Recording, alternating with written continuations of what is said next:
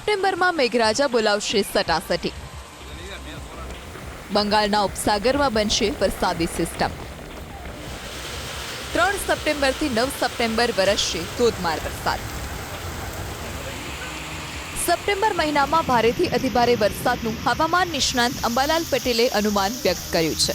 અંબાલાલ પટેલ મુજબ બંગાળના ઉપસાગરમાં એક પછી એક બનતી વરસાદી સિસ્ટમને લીધે 3 સપ્ટેમ્બરથી 9 સપ્ટેમ્બરે ઉત્તર ગુજરાત, સૌરાષ્ટ્ર, મધ્ય ગુજરાત અને દક્ષિણ ગુજરાતના જિલ્લાઓમાં ભારેથી અતિભારે વરસાદ વરસી શકે છે। તો 1 સપ્ટેમ્બર એટલે કે આવતીકાલે અમદાવાદ અને ગાંધીનગરમાં પણ ભારે વરસાદી ઝાપટા વરસી શકે છે। 12 થી 14 સપ્ટેમ્બર બંગાળની ખાડીમાં બીજી એક સિસ્ટમ સક્રિય થશે, જેને લઈ ગુજરાતમાં ભારે વરસાદ વરસી શકે છે। એક પછી એક બનતી સિસ્ટમોના કારણે તારીખ 3 સપ્ટેમ્બર બાદ 3 થી 4 સપ્ટેમ્બરથી 8-9 સપ્ટેમ્બર સુધીમાં ગુજરાતમાં ભાગોમાં પુનઃ મુસળધાર વરસાદ થવાની શક્યતા રહેશે, જેમાં પૂર્વ ગુજરાતના ભાગોમાં ભારેથી અતિભારે વરસાદ થવાની શક્યતા રહેશે અને લગભગ મધ્ય ગુજરાતના ભાગોમાં પણ ભારેથી અતિભારે વરસાદ થવાની શક્યતા રહેશે। આ ઉપરાંત ઉત્તર ગુજરાતના કેટલાક ભાગમાં ભારેથી અતિભારે વરસાદ થવાની શક્યતા રહેશે। સાબરકાંઠા, પંચમહાલ, મહેસાણા, બનાસકાંઠા વગેરે ભાગોમાં વરસાદની શક્યતા રહેશે। નવરાત્રિમાં પણ છૂટાછવાયા ભાગોમાં વરસાદ વરસવાની અંબાલાલ પટેલે શક્યતા વ્યક્ત કરી છે। છઠ્ઠા નોરતાથી દશેરા સુધી અલગ અલગ ભાગોમાં વરસાદ વરસી શકે છે। એટલું જ નહીં, ઓક્ટોબરમાં બંગાળના ઉપસાગરમાં ચક્રવાત બનવાની સાથે નવેમ્બર મહિનામાં દક્ષિણ ભારતમાં ભારેથી અતિભારે વરસાદની અંબાલાલ પટેલે શક્યતા વ્યક્ત કરી છે। નવરાત્રિની શરૂઆતમાં વાદળવાયુ રહી શકે। છઠ્ઠા નોરતાથી દશેરા સુધીમાં કેટલાક ભાગમાં વરસાદ થવાની શક્યતા રહી શકે અને લગભગ 27 સપ્ટેમ્બરથી 5 ઓક્ટોબર વચ્ચે ગાજવીજ સાથે કેટલાક ભાગમાં વરસાદ થઈ શકે। વહેલી સવારથી દાહોદ જિલ્લામાં વરસ્યો ધોધમાર વરસાદ। દાહોદ શહેર, લીમખેડા, સિંગવડ, સંજેલી, ગરબાડા સહિતના વિસ્તારોમાં ધોધમાર વરસાદ વરસ્યો। ધોધમાર વરસાદ વરસતા રોડ રસ્તા પાણી થયા, તો વરસાદને લઈ ગણેશ પંડાલોના આયોજકો પણ ચિંતામાં મુકાયા। ધોધમાર વરસાદને પગલે સિંગવડમાં કબૂતરી નદી બે કાંઠે વહેતી મળી જોવા। ભમરેચી માતા મંદિર નજીક કબૂતરી નદીના પાણી કોઝવે ઉપર ફરી વળ્યા। કોઝવે પર પાણી ભરાતા મંડેર, માતાના પાલ્લા, વડા પીપળા, કાળિયારાઈ, દેળકુવાથી સિંગવડ વચ્ચેનો વાહન વ્યવહાર ખોરવાયો, તો નીચાણવાળા વિસ્તારોમાં 1 થી 1.5 ફૂટ જેટલા પાણી ભરાતા વાહન ચાલકોને હાલાકી ભોગવવાનો વારો આવ્યો। આ તરફ રણધીકપુરના નદી ફળિયામાં વીજળી પડતા મકાન ધરાશાયી થયું। કમલેશ બારિયા નામના વ્યક્તિના ઘર ઉપર વીજળી પડતા 3 બકરીના મોત નીપજ્યા, તો સિંગવડન કેશરપુરા ગામ નજીક વૃક્ષ ધરાશાયી થતા થોડા સમય માટે વાહન વ્યવહાર ખોરવાયો હતો। ગોધરા શહેરમાંથી પસાર થતી મેસરી નદીમાં ખાબક્યું મોપેડ। કોઝવે પરથી પસાર થતા મોપેડ કોઝવેના પાણીમાં ડૂબી ગયું। સ્થાનિકોએ દોરડાની મદદથી મોપેડને કોઝવેમાંથી બહાર કાઢ્યું।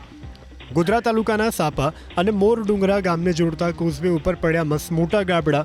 કુણ નદી પર બનાવવામાં આવેલા કોઝવેનો એક ભાગ કે જ્યાં ગાબડા પડતા શનિવારે રાત્રે એક જીપ પણ ફસાઈ હતી। ફસાયેલા જીપને ક્રેનની મદદથી બહાર કાઢવામાં આવી।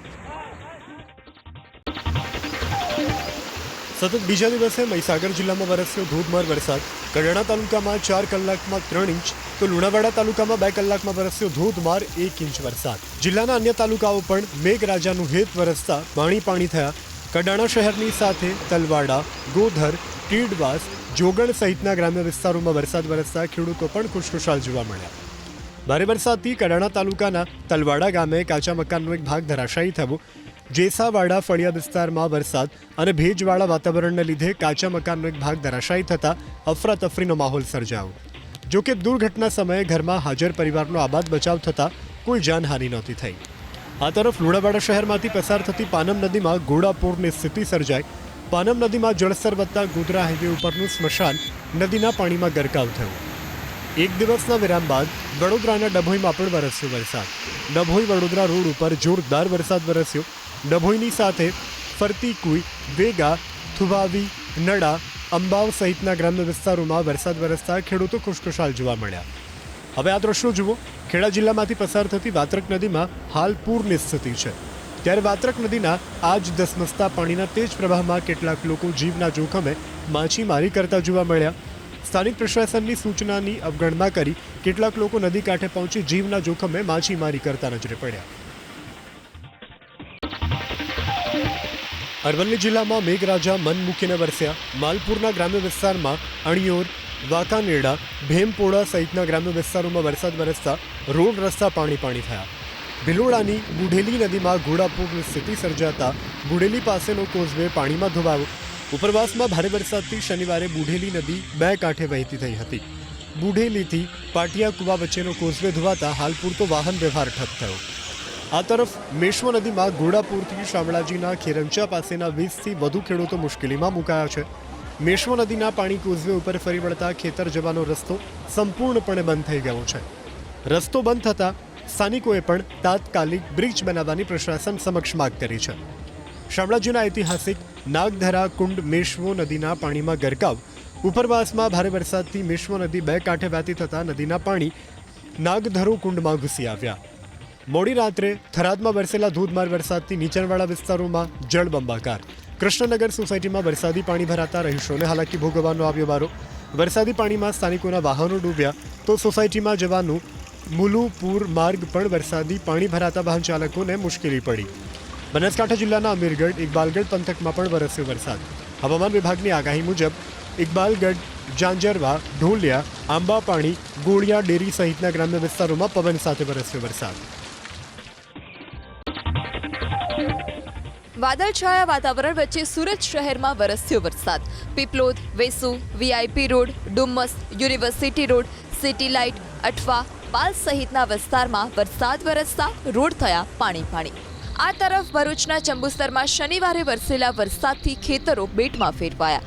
શનિવારે કોરા, પાચકડા, કાવા સહિતના ગ્રામ્ય વિસ્તારમાં ધોધમાર વરસાદ વરસ્યો. ધોધમાર વરસાદથી કપાસ, તુવેર સહિતના પાક પાણીમાં ગરકાવ થતાં ખેડૂતોની ચિંતા વધી. હવામાન વિભાગની આગાહીની વચ્ચે નવસારી શહેરમાં પણ વરસ્યું જોરદાર વરસાદી ઝાપટું. Circuit house, station road, Jamalpur સહિતના વિસ્તારમાં વરસેલા વરસાદથી રોડ પરથી પાણી વહેતા થયા.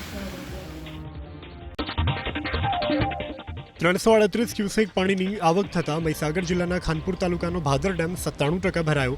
ડેમનો એક દરવાજો ખોલી 338 ક્યુસેક પાણી નદીમાં છોડવામાં આવી રહ્યું છે. ડેમમાંથી પાણી છોડાતા લુણાવાડા, ખાનપુર અને વીરપુર તાલુકાના ખેડૂતોમાં ખુશી મળી જોવા. સાબરકાંઠાના હિંમતનગરથી હાથમતી નદીના જુઓ આ નયનરમ્ય આકાશી દ્રશ્યો.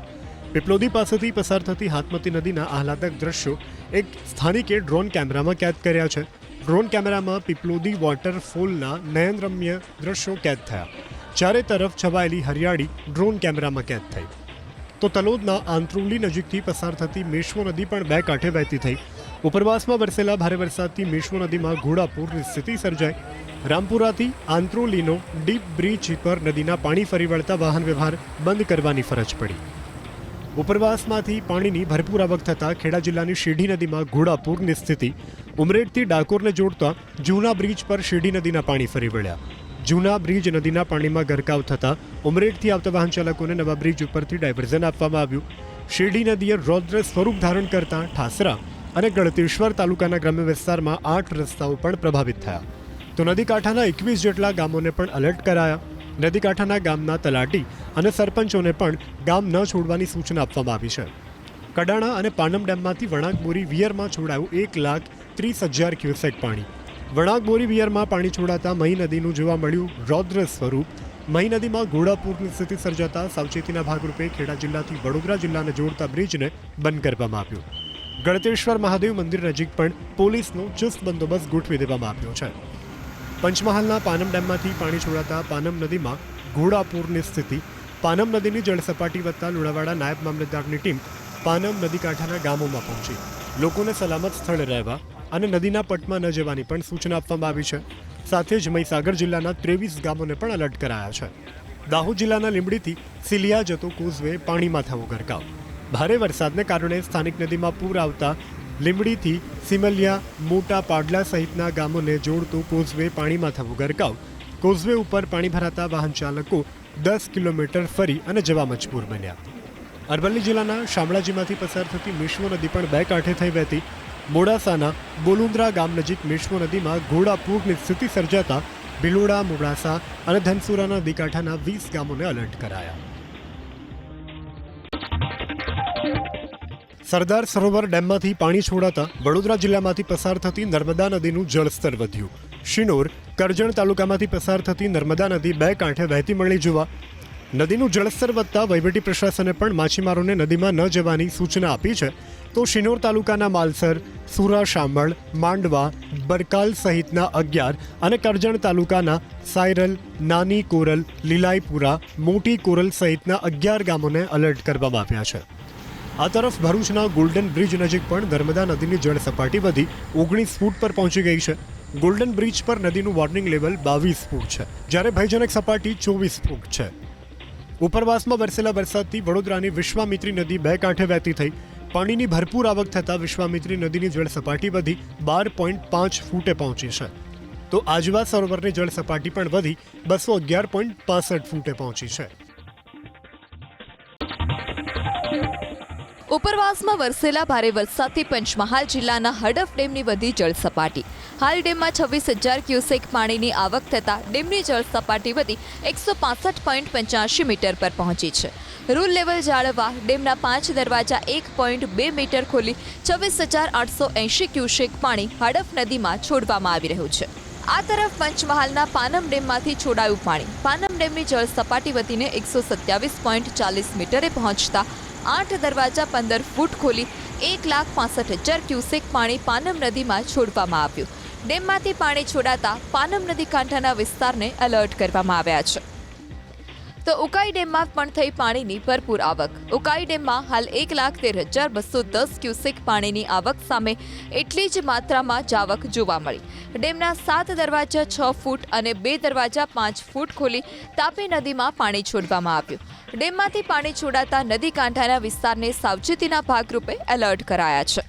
અરવલ્લી જિલ્લાના માલપુરમાં આવેલા વાત્રક ડેમમાં પાણીની આવક. વાત્રક ડેમ છલોછલ થયો. 12,600 ક્યુસેક પાણીની આવક થતાં વાત્રક ડેમના 2 દરવાજા 3 ફૂટ ખોલી નદીમાં 12,600 ક્યુસેક પાણી છોડવામાં આવ્યું. દાહોદ જિલ્લાનો જીવાદોરી સમાન પાટાડુંગરી ડેમ સંપૂર્ણ ભરાયો.